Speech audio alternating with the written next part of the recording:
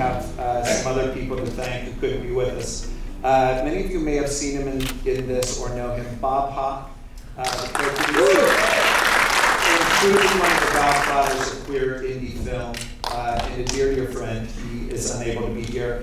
And we have 3 others who are unable to attend, but however, give us an opportunity to hear a few words from them.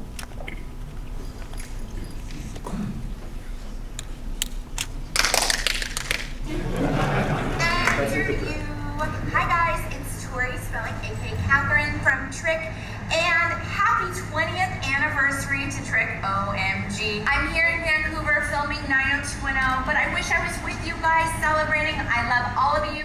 Bye. Hey everybody, it's Kevin. I played Perry's ex. I didn't really have a name in the movie, but I think it was Carl. In my subtext, it was Carl. Anyway, I would like to wish Jim and Chris and JP and Tori and the cast a happy 20th anniversary. My God, we're old. My favorite memory, well, it was only one night shoot, and it was hot as hell. It was a steamy summer night on Hudson Street in the West Village, and I remember it so fondly. It was a blip in my memory, but such a memorable night. It was the only time I ever got to play an openly gay man so far. And it has lived in a legacy for these past 20 years. I've had many people come up and thank me for the movie and what joy it brought them. So cheers to 20 years, and we'll see you at the 40th. Bye. Hello, my darlings. It's Coco Peru. Thank you for watching Trick and being here to celebrate the 20th anniversary of our little film. I hope you enjoyed it. I'm sure you did. I mean, let's not do enjoy it, really. It's so serious. But first of all, I just have to thank Eric Darbalov and Alan over there and Outfest for making this event happen for all of you tonight. And I'm really sorry I couldn't be there, but right now I'm on my way to Walgreens and then to CVS. And my wife's really trying to, I think right now after you see the film, you're going to have a little Q&A. So please think of questions that you can ask. Don't let the people on the panel feel like losers. You know, think of a question or two. And because inevitably it's going to end up being about you, because that's the way these Q&As always go. It always ends up being about the person asking the question. So just try to not make it about yourself, please. All right? So anyway, but I just have to say, we had such a marvelous time making this movie. It was a real love fest, and we were just a group of friends really trying to make a little independent film, and I don't think that happens anymore. Well, we're trying. But, so thank you for being there, and also, I think it's amazing that after all these years, 20 years, Trick still stands up, right? I'll tell you what's even more amazing. 20 years, I still stand up. It's not getting any easier. Anyway, thank you. Enjoy the rest of your evening, and have a wonderful, wonderful, I forgot what I was going to say. Fuck it. Get home safely and buckle up. Please let me welcome producer of the film and dear Outfest family member, Eric Darwell.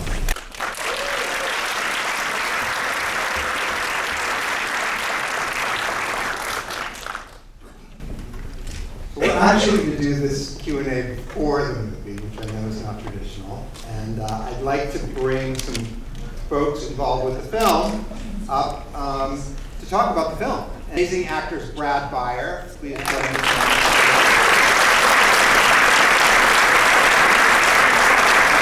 Another phenomenal actor and brand new dad, Christian Campbell.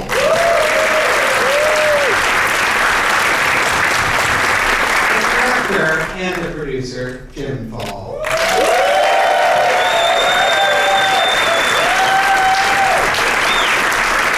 Lovely young man who's just getting started, Steve Hayes.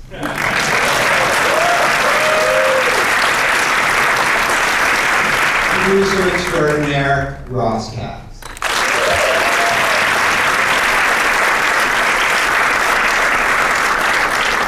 I happen to be a distributor, so I'm going to bring up our distributor, Mark Ordesky, who's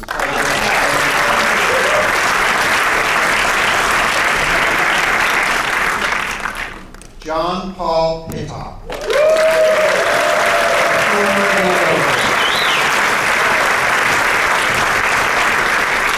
I'm going to go off the board and bring up Mark Pokachevsky, our publicist. The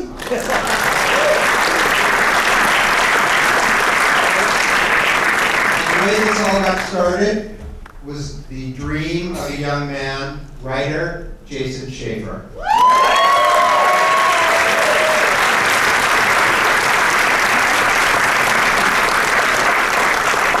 And you can't have a movie without movie sets. So our master carpenter happens to be here, and my college roommate, Sam Sinclair.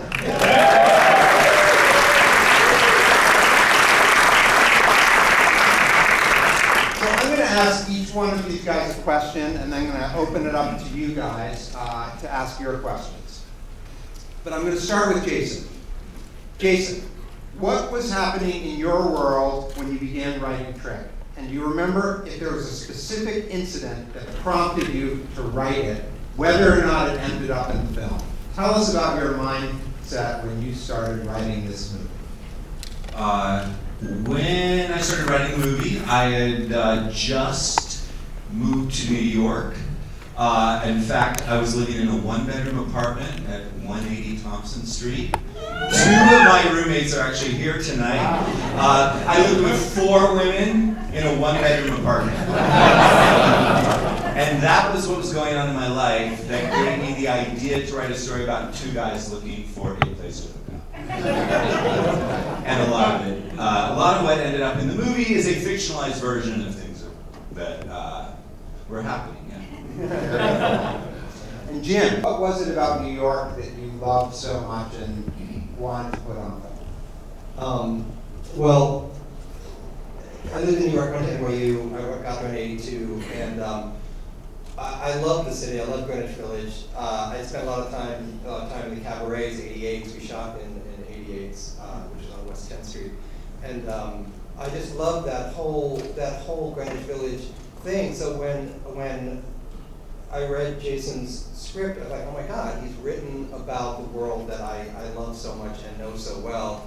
I thought this is the movie I have to make. So, and you know, I love that people say that we captured New York so well because as a director, all I do is see all the stuff we didn't get and all the shots I wish I could have gotten on our short low budget schedule. But little did we know we were shooting sort of in an end of an era. You'll see 3 or 4 shots of the trade centers in the movie, and I was kind of obsessed with the trade centers because my first trip to New York was 1976, and that's when King Kong with Jessica Lange came out, and I was obsessed with that movie. So I have this Super 8 film that is just 25 shots of the trade centers.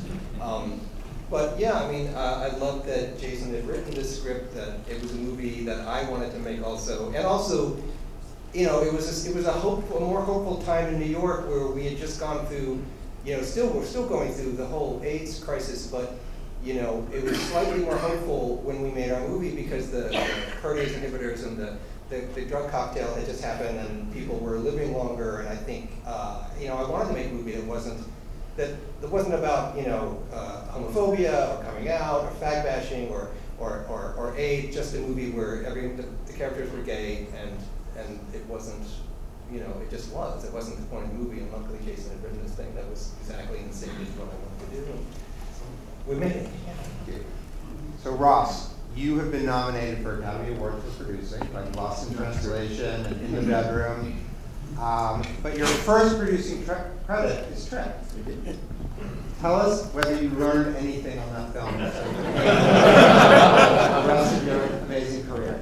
It'll be in the tell-all, this one I can't say now. But I read Trick and I thought, it's frustrating because I feel like when I showed it to some friends, they were like, yeah, but life is hard and people commit suicide and people get AIDS, and I was like, Yeah, but when I was growing up, there was no 4 weddings and a funeral for me, and there was no like sweetness and sensuality that was for me. And I read it and I went, no, this is not a movie about death and dying. It's not a movie about being a pariah. Jim and Jason captured the joy of figuring out who you are and not being ashamed of it. And Eric rode in on a white horse, truly, when people were like, I don't want to make this. It's gay, it's happy. And Eric literally made, there would be no movie, no trick without Eric, period. And he put a lot at risk, and not everybody thought it was the smartest risk. But I also just want to say that the guy here, we took the film to Sundance, and you know, I love Sundance, but it was like, it's not brooding, it's not suicidal, no one dies. And Mark, and we had 4 people bid on the movie, and Mark was not leaving that festival without this movie. And he is still the biggest fan of Jim, the biggest fan of Jason, and the biggest fan of this movie. And you know, when you find people in a very cynical business who do something like for love, it's really amazing.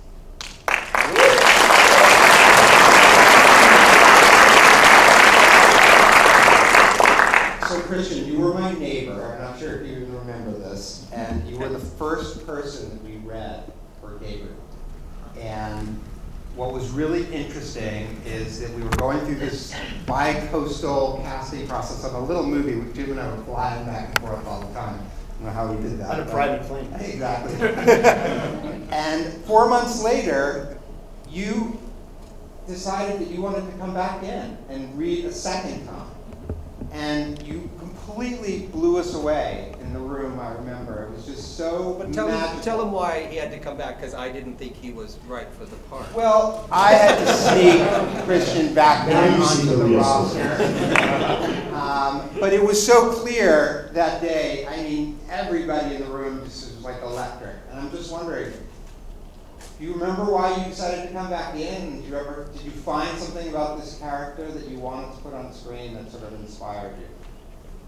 Well, the script, you have to realize this was 98, 99, so as an actor in Hollywood, no one was really, first of all, actors weren't coming out. So here I was, a straight actor, looking at maybe doing a film where, okay, if people aren't coming out to do films, then maybe I shouldn't be doing a gay film because my dad might be good for, So it was a scary thing for the first pass, but there was something about the script that was just, it was sweet, it was something heartfelt about it, and it was funny, and I just had a feeling that if they'd come back to me, then maybe I've got to come back to it.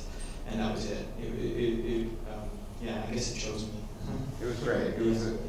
I mean, we found our Gabriel that day, which was like really cool. Any of you guys who produced or cast, you know it when you got it, and it's fantastic. So, JP, I'm going to ask you a more general question, which is, do you have any great memories of production, specifically having to do with Pine Nuts? I know you do. You're the one that drove me to the hospital. I'm definitely. I'm not going to tell you. The cat's out of the bag. If you want to kill me, feed me some Pine Nuts. I don't know why. I'm definitely allergic to them. I go into anaphylaxis. And so anyway, it was an indie film, and we had what caterer we could get. Food was usually pretty good, but by the time I got to it, because we were shooting long days, pesto looked not green, so I didn't think it was pastel. Anyway, I was hungry, and I ate, and the next thing I knew, my throat was closing.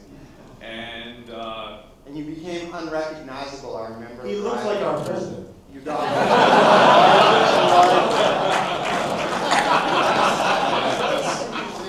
really like, it's bad when you go into the ER and the cop outside of the ER looks at you and goes, "Oh!" It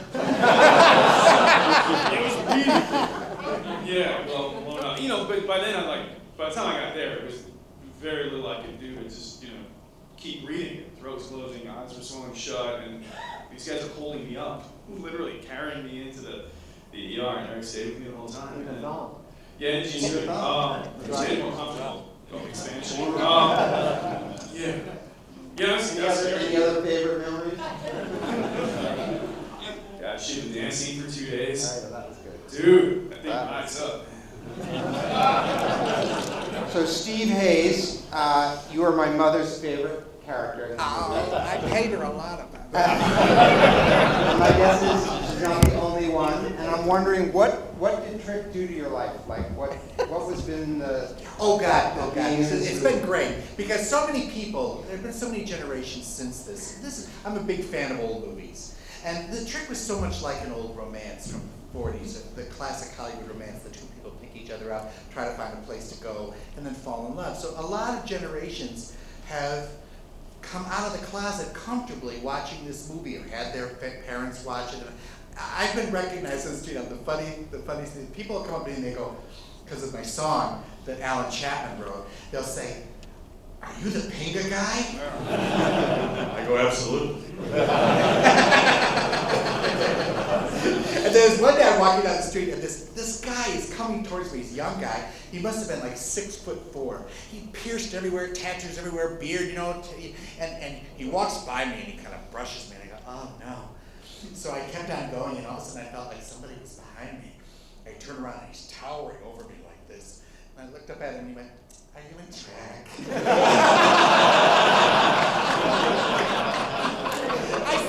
I said, "Yes, I are." He said, "Oh, are you the Tyrell Quinn at the movies?" I said, "Well, yes." He said, "Oh, I love you. I love that movie. I just love that movie. That movie meant so much." And he went on and on and on. And that's one of many, many times that happened. And it's such an honor to me. It's just such an honor that I was able to be in a part of something that really, really warmly influenced the culture and was so romantic and funny and lovely at the same time.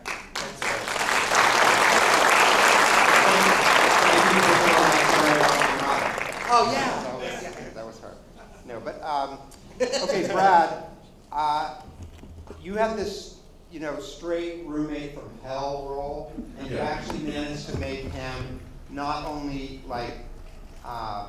endearing, but actually supportive of Gabriel. Right. And I'm wondering, did you have a lot of gay friends before you made this movie, and do gay guys come up to you wanting to be your friend?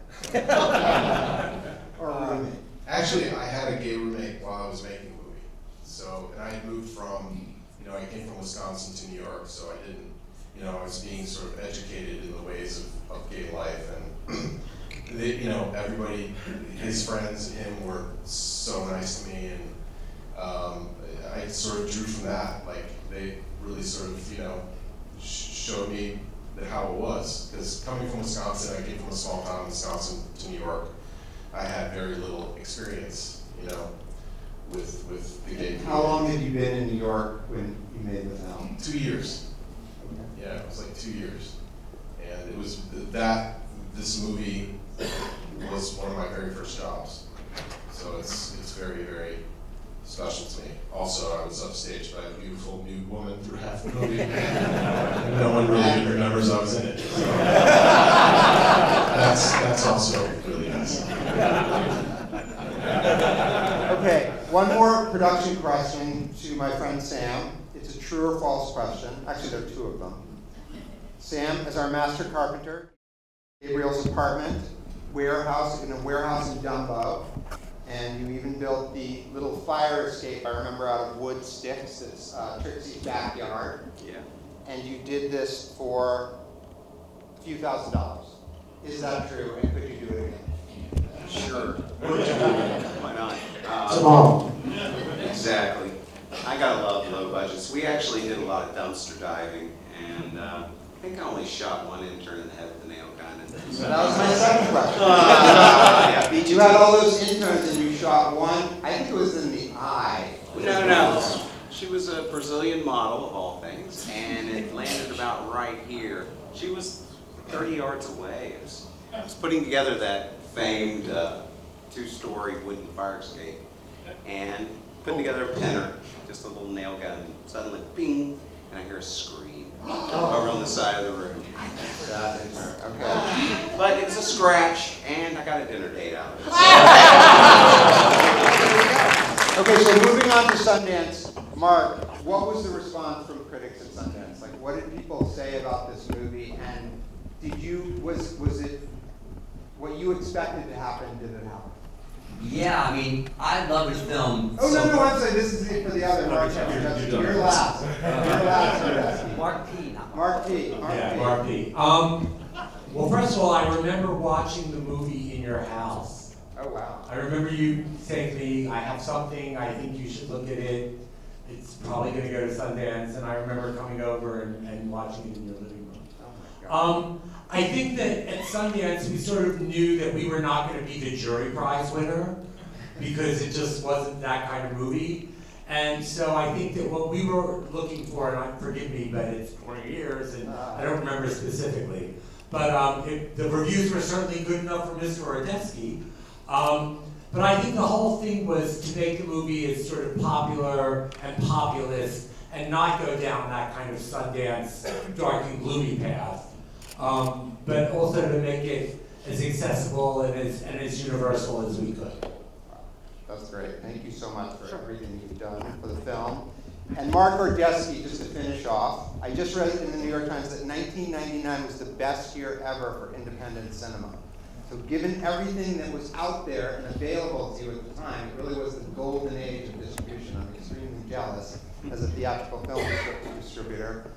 Why did you choose this movie?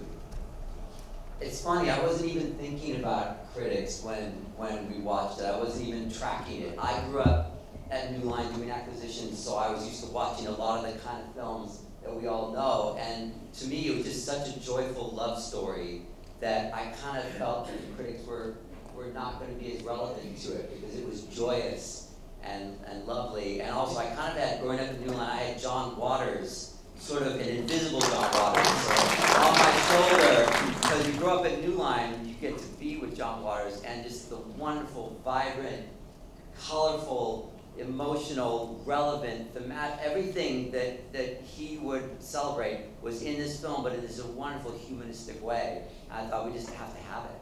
Do we know if he ever saw John Waters? We don't know. When did Finalize? Was this an early Finalize? Yeah. This was Finalize. Yeah, this was early. Yeah, like, early. I met him once. He knew who I was. There you go. All right. Thank you, Mark. Thank you for supporting this movie in such a profound way. So, I think that's it. We're going to open it. I just want to add one thing because I was thinking about this today. Christian, Brad, JP, it's kind of like not a thing now to play gay and who's playing gay. But this was like a major risk for all three of these actors. People's agents told them, if you do a gay role, it's gonna kill you. And they didn't give a shit. They were like, we love this script, we love this story. They were unafraid, they were gonna kiss and scream, they were gonna be mostly and they were like completely courageous. And there's so many actors that I know from that time. I wish I could, but I can't. And I really think that I don't know, I think they lifted us up by believing in the film and not caring who was what.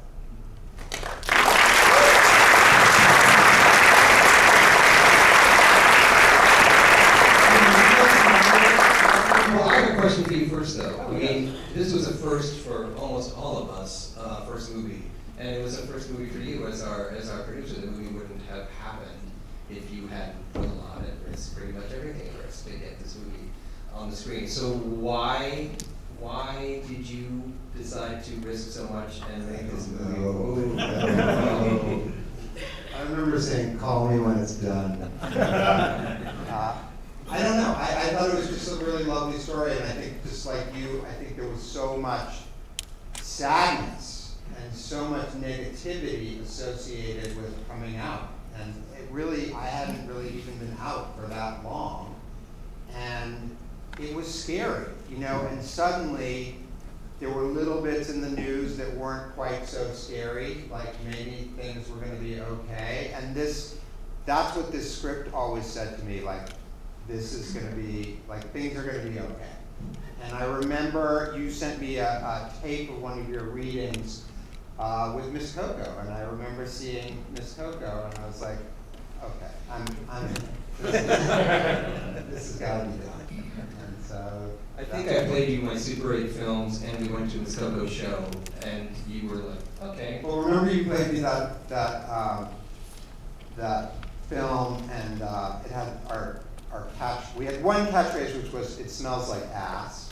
That was from the other one was this film you played in this guy looks at the camera, it was a documentary, he says, "I'm gay and I don't mind it."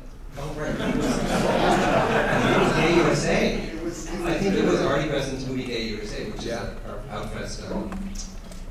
We had a lot of fun during pre-production, and we sat in Jim's apartment near the Port Authority and watched lots of, what was that? Drag Queen from Canada movie? Oh, Outrageous. Outrageous. Yeah. I played you all my favorites. Stepford Wives. What people don't know, which is now in the Criterion Collection, is that early Jim Fall films include The Exorcist, shot in a mall in Pennsylvania. Right. What were the other ones you were? Logan's My Take on Logan's Run. No, that was The Exorcist shot. Right. Yeah, Super 8. Yeah, exactly. So do we have any questions from the audience? All right. Okay. No, wait, there's one back there. Wait, John, I know you. Yes. Hi, Jim. What's going on with the sequel? Well, you know,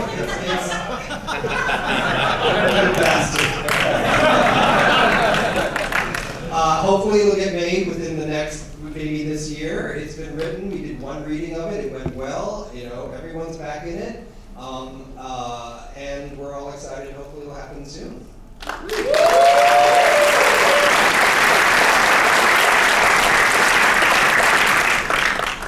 Anyone else? There's one in the back. Can't see. Yes. This is for the actors, or maybe everyone. Is there any time that you felt that being in the movie specifically helped your career? No. Next. It didn't hurt it. Yeah, it definitely didn't hurt it. No. And I have to say that, you know, as an actor, you don't really get a chance to do something like this that actually impacts people in such a positive way. And if I could say that there was one film that I made in my life that made being an actor worth it, it is this film.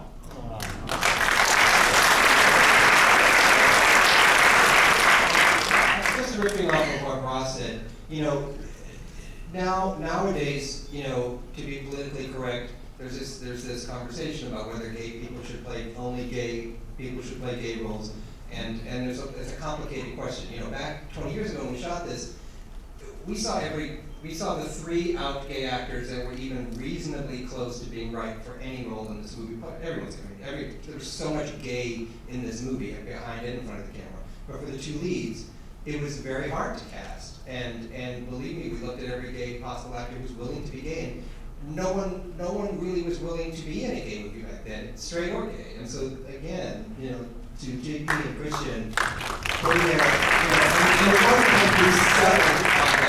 they literally were the perfect actors. And when we went to Sundance, one of the first things I said was, I want to thank everyone who said no to this movie, both producerially and any other way, because the right people came together at the right time for the right reasons, and that's why the movie turned out well. I don't know about Eric and Jim, but I'm haunted by one thing on Trek, which is every once in a while somebody will say, "Come on, none of them's gay, right?" It's not like what really happened behind the scenes. And I was like, no, and they're like, asked all the time, still asked. Yeah. My wife, right? I never brought that up. Well, JP, we couldn't find a go-go boy a guy who had the body of a go-go boy who could act. It was either they were beautiful, couldn't act, or they were just not somebody you want to see in a thong. You know what I mean? So I thought, I think it was Next Magazine or HX, one of those gay bar rags back then. And there's a picture of you in your underwear, looking all you, with a bunch of other guys, and you were in some play, a monologue play called Timothy Leary in Space. It was awful. And so Jason, Eric and I dragged, I remember pointing out Catherine, I want one of those we can have. I'm literally pointing at you. And I dragged you down to PS 122. We saw this terrible play.